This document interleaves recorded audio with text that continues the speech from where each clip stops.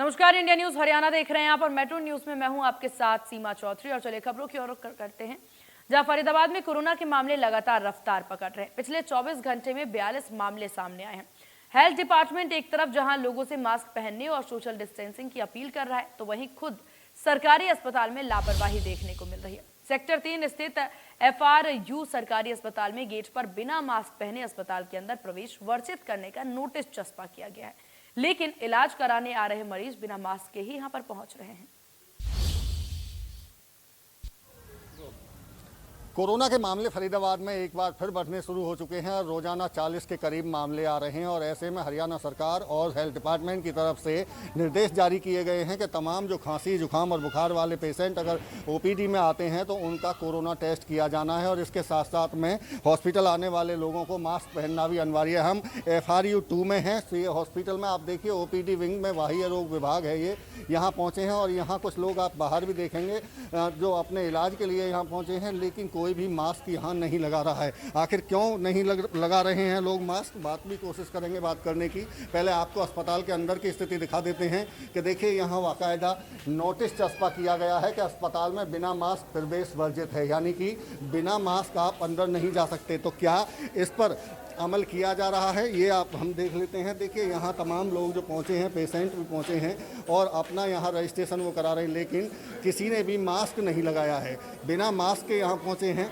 और देखिए साफ तौर से देखा जा सकता है कि कुछ लोग अब मास्क लगाने की कोशिश भी कर रहे हैं। एक बार आप हटेंगे, एक बार थोड़ा सा अगर अंदर की मैं तस्वीर दिखाऊँ तो एक बार अंदर आप देखिए जो रजिस्ट्रेशन कर रहे हैं जो अस्पताल के कर्मचारी हैं खुद वो बिना मास्क के हैं। तो आप समझ सकते हैं कि कितना बड़ा ये कहीं ना कहीं लापरवाही दिखाई दे रही है कि मास्क नहीं लगाया है। क्या नाम है भाई साहब आपका?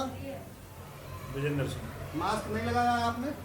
अभी हटाया था थोड़ा। अभी हटाया है, बिल्कुल देखिए अभी हटाया है। हालांकि पिछले काफ़ी देर से मास्क इन्होंने नहीं लगाया था। और अगर मैं अंदर की तस्वीर आपको दिखाऊं तो ये तमाम जो मरीज यहाँ पहुँचे हैं अपना इलाज कराने के लिए, किसी के पास में कोई मास्क नहीं दिखाई दे रहा है। ये देखिए आप साफ तौर से ये अंदर भी यहाँ भी देखिए कुछ कर्मचारी बैठे हैं और बिना मास्क के आप साफ तौर से देख सकते हैं कि मास्क इन्होंने भी नहीं लगाया है। ये भी बिना मास्क के यहाँ बैठे हैं। क्या लगता है, इनसे बात करेंगे। भाई साहब क्या नाम है आपका? रौनक नर्सिंग इंचार्ज। इंचार्ज हैं आप नर्सिंग के।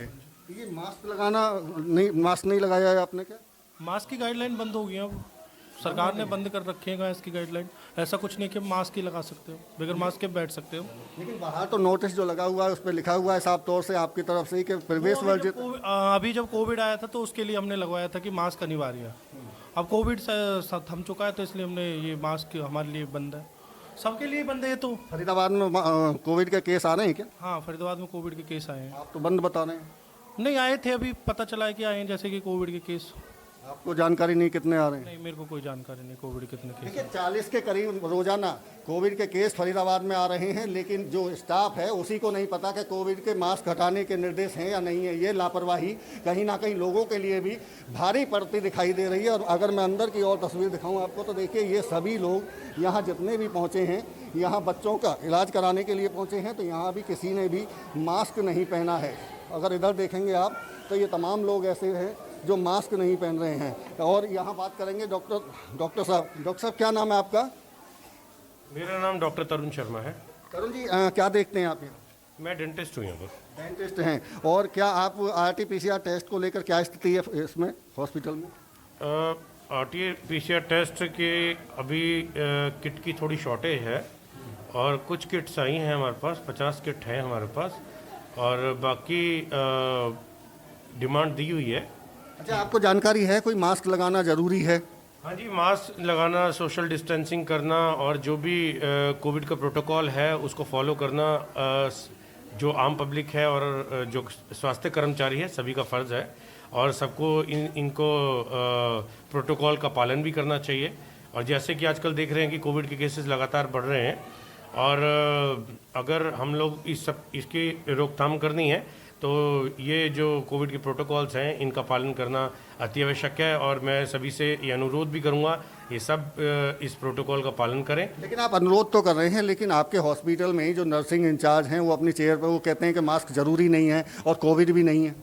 नहीं, ऐसा नहीं है। अगर वो ऐसा कह रहे हैं तो अभी मैं अपने जो हमारे एसएमओ साहब हैं डॉक्टर मान सिंह, उनके संज्ञान में ये बात लेके आता क्या हूँ। बड़ी लापरवाही नहीं माना जाए कि जब स्टाफ ही ये कह रहा हो कि कोविड नहीं है और मास्क पहनना भी जरूरी नहीं है, सरकार के कोई आदेश नहीं है, तो बड़ी लापरवाही नहीं है? इससे और ज़्यादा लोग अवेयर नहीं होंगे फिर?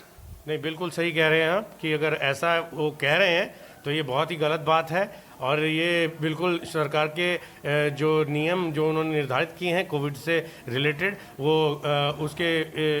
उसके अंतर्गत ये गलत है। और मैं अगर उन्होंने ऐसे कोई आपसे बयानबाजी है, इस तरह से गलत स्टेटमेंट दिया है, तो उसके लिए मैं एसएमओ साहब से कथित तौर पे कहूँगा, और जो भी उनके विपरीत एक्शन होगा वो आपके सामने बता दीजिए। अच्छा, दूसरा एक सवाल, आखिरी सवाल ये है कि क्या कोरोना की वैक्सीन हॉस्पिटल में यहाँ है या नहीं है? नहीं, कोविड की वैक्सीन 31 मार्च को कोवैक्सीन ख़त्म हो गई थी, क्योंकि उसकी एक्सपायरी थी, तो तब तक हमने सब वैक्सीन लगवा दी है। उसके बाद अभी वैक्सीन सरकार की तरफ से हमारे पास आई नहीं है। जैसे ही हमारे पास सरकार की तरफ से वैक्सीन आएगी, हम लोगों को उसका बेनिफिट देना शुरू कर देंगे। बिल्कुल, देखिए ये डॉक्टर तरुण थे जो साफ तौर से कह रहे हैं कि मास्क पहनना ज़रूरी है, सोशल डिस्टेंसिंग ज़रूरी है, लेकिन इन्हीं का स्टाफ ये कह रहा है कि मास्क पहनना ज़रूरी नहीं है, फरीदाबाद में कोविड के केस नहीं है। तो ये बड़ी लापरवाही हॉस्पिटल के अंदर, और सरकारी कर्मचारी या जो भी हॉस्पिटल से संबंधित कर्मचारी अगर इस तरह की बात करते हों, तो फिर जनता को किस तरह से वो अपील कर रहे हैं कि मास्क पहने, कोविड से बचाव इसी से होगा, और सोशल डिस्टेंसिंग को भी रखें। तो बड़ी लापरवाही इस सरकारी हॉस्पिटल से सामने आ रही है। फरीदाबाद से Devendra Kaushik, India news. School में किताब, कॉपी और ड्रेस बेचने की पाबंदी के बावजूद स्कूल प्रबंधक नए नए तरीके निकाल रहे हैं। फरीदाबाद के एक निजी स्कूल संचालक पर एक ज्वेलर्स की दुकान चलाने वालों को ही बुक सेलर बनाने का आरोप लगा। स्कूल में पढ़ने वाले बच्चों के अभिभावकों का आरोप है कि ज्वेलर्स की दुकान पर किताबों को बेचा जा रहा है। जब उन्हें डिस्काउंट मांगा गया तो ना तो उन्हें डिस्काउंट मिला और ना ही पक्का बिल दिया गया। अभिभावकों का कहना है कि इसकी वजह से गरीब लोगों पर बच्चों की पढ़ाई की मार पड़ रही है। उन्होंने कहा कि ऐसे में 10-12 हजार रुपए कमाने वाले व्यक्ति 6,000 रुपए की किताब खरीदने के लिए मजबूर हैं। वहीं इस मामले में जिला शिक्षा अधिकारी मुनेश चौधरी ने कहा कि उन्हें इसकी शिकायत मिली थी, जिसके बाद जिले के सभी निजी स्कूल संचालकों को इसे लेकर पत्र लिखा गया था। अगर आदेश का पालन कोई निजी स्कूल संचालक नहीं करता है तो उसकी मान्यता रद्द करने के लिए सरकार को पत्र लिखा जाएगा। बिल नहीं दे रहे हैं, पक्की बिल बुक को। किताबें कहाँ बिकी जा रही हैं? सुनार की दुकान पे। सुनार दुकान बिकी जा रही है। अच्छा, जब आपने बिल मांगा तो बिल दिया इन लोगों ने? नहीं दिया। क्या कहा? बोला पक्की बिल नहीं है। पक्की बिल नहीं है। नहीं। महंगी किताबें खरीद रहे हैं आप? हाँ, महंगी खरीद। कितनी महंगी है दुकान और मार्केट से कितनी महंगी खरीद रहे हैं? अब प्रिंट रेट दे रहे हैं 2200 के दिए पहले का कॉपी छोड़ के, कॉपी अलग से। कल मैंने यहाँ से बुक खरीदी थी, ये सुनार की दुकान पे बुक बिच रही है, तो स्कूल वालों ने इन्हें वो दे रखा है, अपने परसेंटेज के हिसाब से बात कर रखी है इन्होंने। प्रिंट रेट पे बिल्कुल भी 1% डिस्काउंट नहीं है, बुक बहुत पतली पतली है, प्रिंट रेट उन पे ज़्यादा है और प्रिंट रेट पे ही किताब दे रहे हैं, 1% डिस्काउंट नहीं दे रहे और ओरिजिनल बिल देने से साफ मना कर रहे हैं। ओरिजिनल बिल किसी को भी नहीं दिया। हमारी तरफ से देखो, जैसे ही किसी स्कूल से हमें शिकायत प्राप्त होती है तो हम बीओ को भी करते हैं और हम अपनी टीम भी बनाएंगे। अगर हमें ऐसे मिलेंगे तो फिर हम उनकी मान्यता रद्द करने के लिए लिखेंगे डायरेक्टरेट को। नियम तो यही है कि ऐसे बेच नहीं सकते स्कूल प्रीमिसेस में, और ऐसे भी जो भी एनसीईआरटी किताबें हैं वही हैं, बच्चा कहीं से भी ले। ये नहीं है कि जूते वर्दी सब हम अपना स्कूल में ही बेचेंगे, अलाउड नहीं है ऐसे। नहीं, अब हमने अपनी बीओ की ड्यूटी लगाई है, आज ही लेटर साइन किया है कि ऐसे नहीं कर सकते, और अगर हमें किसी का मिलेगा ऐसे चेकिंग में तो हम उसका फिर लिख देंगे लेटर।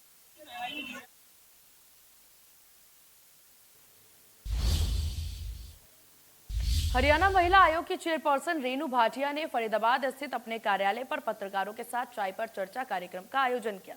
इस दौरान उन्होंने हरियाणा महिला आयोग की 1 साल के कार्यकाल की रिपोर्ट पेश की। रेणु भाटिया ने बताया कि इस दौरान उनके पास आए 2246 मामलों में उन्हें 1700 से ज्यादा मामले निपटा दिए हैं और बाकी मामलों को भी जल्द निपटाया जाएगा। उन्होंने कहा कि इस 1 साल के दौरान उन्होंने 17 जिलों में वन स्टॉप सेंटर और प्रदेश में जागरूकता को लेकर 75 कार्यक्रम आयोजित किए।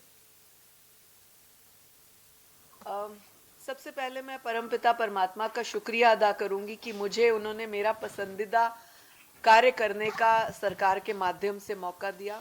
माननीय मुख्यमंत्री जी का, प्रदेश अध्यक्ष जी का कृष्णपाल गुर्जर जी का, मेरी गुरु और मेरी बॉस रेखा शर्मा जी का, सबका शुक्रिया जिन्होंने मुझ पर विश्वास जताया।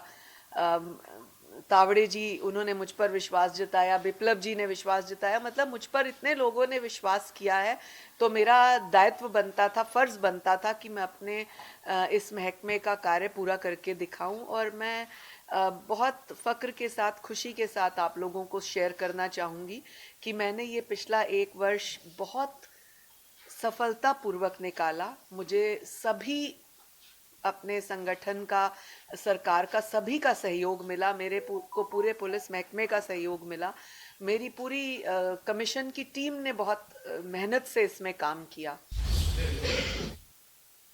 फरीदाबाद में वकीलों की सेहत का ख्याल रखने के लिए अब अस्पताल भी सामने आने लगे हैं। इसी कड़ी में बुधवार को वकीलों के लिए प्रिविलेंस कार्ड वितरण समारोह किया गया, जिसमें मेट्रो अस्पताल के चेयरमैन पुरुषोत्तम लाल भी मुख्य अतिथि के रूप में शामिल हुए।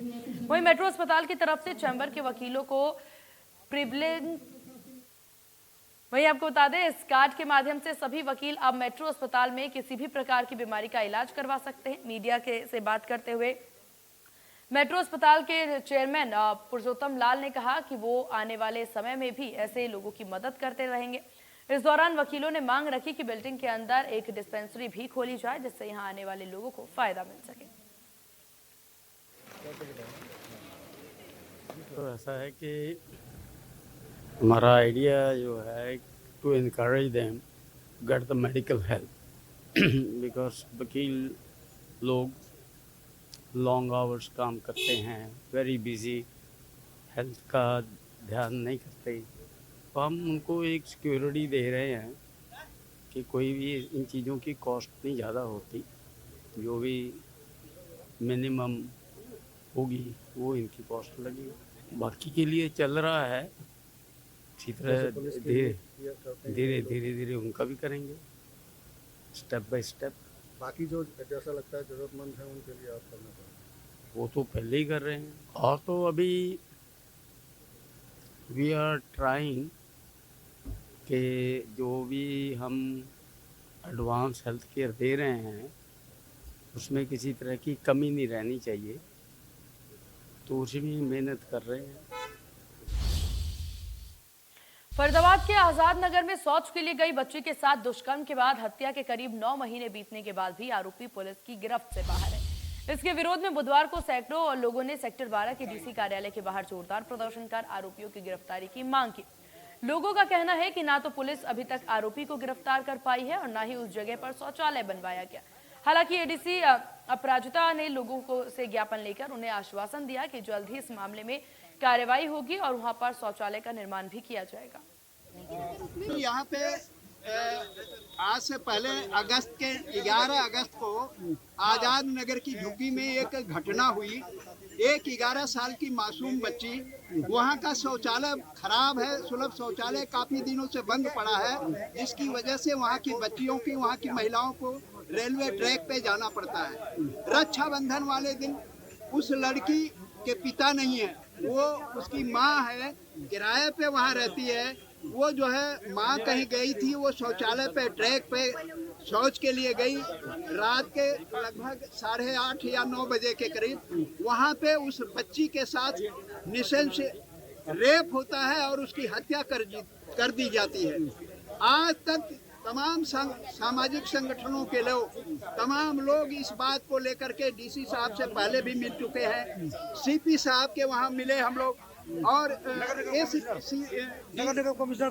निगम कमिश्नर से मिले। न आज तक वो शौचालय ठीक हुआ, न उस परिवार को प्रशासन और शासन का कोई व्यक्ति उस परिवार का आंसू पोंछने गया। जी, इनकी मांग ये है कि जो भी इसमें अपराधी को उनको गिरफ्तार किया जाए। हरियाणा रोडवेज की बस में यात्रा करने वाले बुजुर्गों ने हरियाणा सरकार का धन्यवाद जताया। बसों में बुजुर्गों के किराए में छूट को लेकर के उनका कहना है कि इससे उन्हें काफी मदद मिल रही है। वे सरकार की इस नीति से काफी खुश हैं और कि सरकार बुजुर्गों का सम्मान कर रही है। वहीं बस कंडक्टर ने बताया कि वो बुजुर्गों से उनका आईडी प्रूफ देकर के उनको 50% छूट की रियायत दे रहे हैं। आपको बता दें कि 1 अप्रैल से हरियाणा सरकार की ओर से 60 साल से ऊपर बुजुर्गों को हरियाणा रोडवेज की बसों के किराए में 50% की छूट दी जा रही है। ये जो भी हरियाणा के रेजिडेंस के हिसाब से ले जा रहा है, जैसे आधार कार्ड दिखा दे, कोई pan card, ration card, voter ID, जो अगर हमें दिखाएंगे हम उसके अनुसार उनकी आधी टिकट बना। जो 60 साल के जो बुजुर्ग हैं, लेडीज़ की तो 60 साल पहले कटेगी और जो जेंट्स है उनकी भी कट रही है। अभी कोई इशू नहीं हो, हालांकि कर रहा है सहज जो भी उनको मांगे हैं कागज वो जमा कर देंगे तो उनके एक कार्ड बन जाएगा रोडवेज की। भैया हमारा आधार कार्ड रखे हम अपनो आधा किराया लग रहा है, हमारा आधा किराया लग रहा है। आधा किराया लग रहा है, आधा किराया लिया जी मेरे को। आधा तो गवर्नमेंट के रूल पे खुश। गुरुग्राम में कोरोना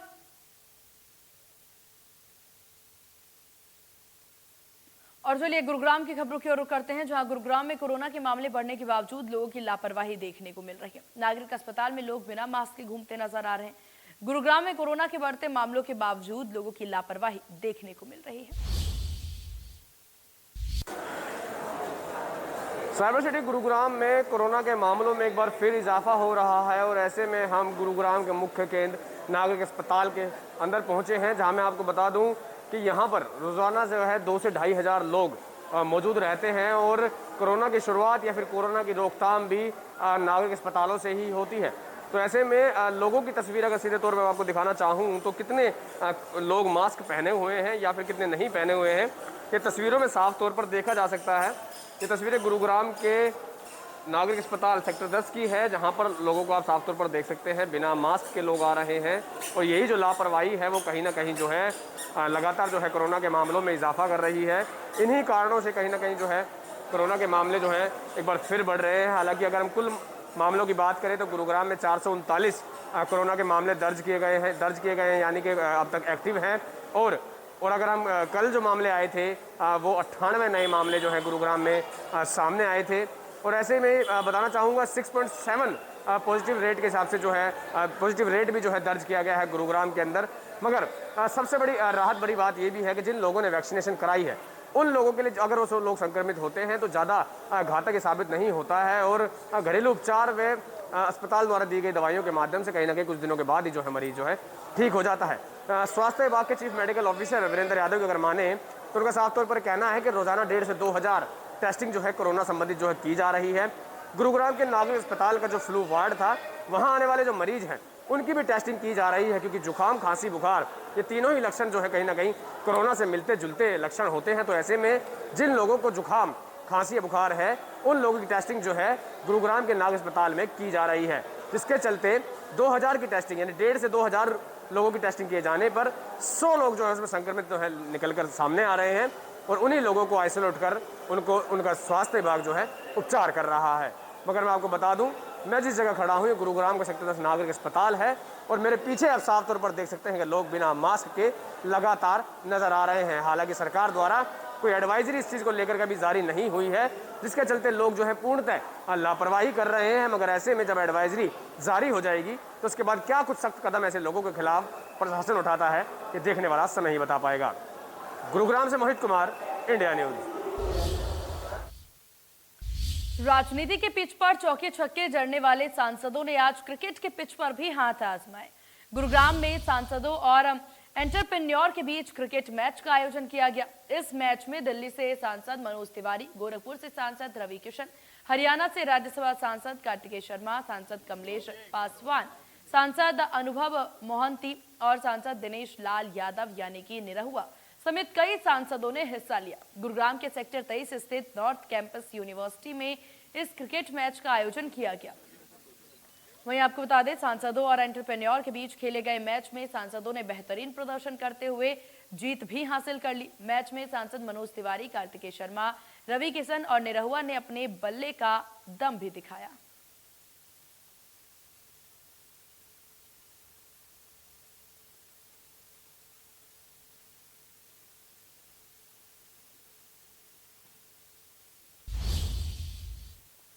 साइबर सिटी गुरुग्राम में राजस्थान के स्थापना दिवस पर राजस्थानी परंपरा देखने को मिली। गुरुग्राम में धूमधाम से राजस्थान का स्थापना दिवस मनाया गया और इस मौके पर राजस्थान के सांसद बालक नाथ ने गुरुग्राम वासियों को राजस्थान की संस्कृति से रूबरू कराया। सांसद बालक नाथ ने कहा कि इस तरह के कार्यक्रम एक भारत श्रेष्ठ भारत की बात को सार्थक करते हैं। उन्होंने कहा 2024 में देश में एक बार फिर कमल खिलेगा। वहीं आपको बता दें, आज असम स्थापना दिवस, उत्तराखंड स्थापना दिवस, उत्तर प्रदेश स्थापना दिवस के बाद आज हम राजस्थान स्थापना दिवस बनाया है और बड़ी संख्या में राजस्थान के भाइयों ने मिलकर के वहाँ की संस्कृति का नृत्य भी देखा है, वहाँ करके कलाकारों को बड़ा अच्छा कार्यक्रम भी, और इस कार्यक्रम के अंदर मेहनत योगी बाबा बालकनाथ जी आए, उनका भी बहुत बहुत आभार व्यक्त करता हूँ। ये देश नकारात्मक ताकत पर कभी एकत्रित नहीं हो सकता। लोगों ने इन सबको जांचा है, परखा है, जिनकी क्रेडिबिलिटी समाज से खत्म हो गई, उनको व्यक्तिगत ताकत नहीं रही, उनका आत्मविश्वास खत्म हो चुका है और उनको ऐसा लगता है कि वो जनता को बहलाकर इस प्रकार की सत्ता उनको मिल जाएगी। लोगों ने तय कर रखा है, मोदी जी ने अपना मेटल प्रूव किया है। मोदी जी के सिवाय देश में कोई अल्टरनेटिव। और इन्हीं खबरों के साथ मेट्रो न्यूज में बस इतना ही। बने रहिए इंडिया न्यूज हरियाणा के साथ। नमस्कार।